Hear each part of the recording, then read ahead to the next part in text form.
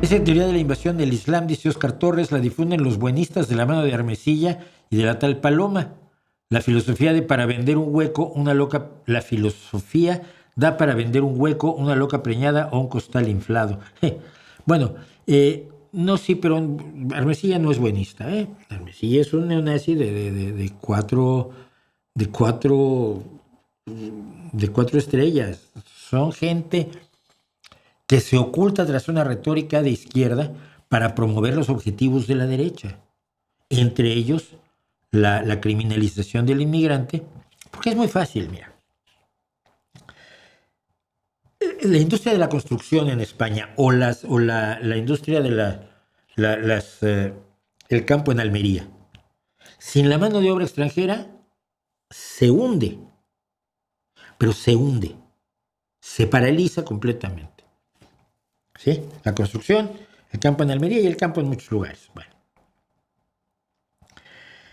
Lo que le están diciendo a la gente es que esos inmigrantes que vienen aquí a hacer eso, construcción, limpiar las casas, porque generalmente están haciendo camareros, trabajo en el campo, le están quitando el trabajo a los españolitos. Ay, españolito mío, pobre de ti.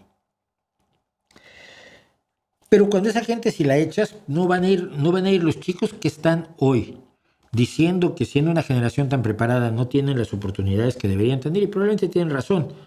Yo siento que les falta un poco de resiliencia a veces, pero quizás que a los 13 años no tenían que trabajar.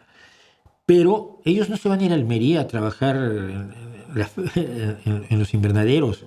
Ellos no se van a convertir en albañiles y van a empezar a cargar bultos de cemento y ladrillos y van a aprender a levantar un muro. No, no es cierto que le estén quitando el trabajo a los españoles. El trabajo a los españoles, que es un problema grave de desempleo histórico, se está atacando con la generación de nuevo empleo de mejor calidad al que pueden acceder españoles e inmigrantes.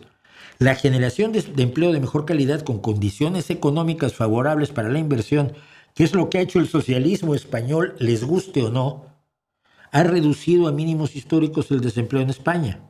Eso es lo que reduce el desempleo, no echar a los inmigrantes.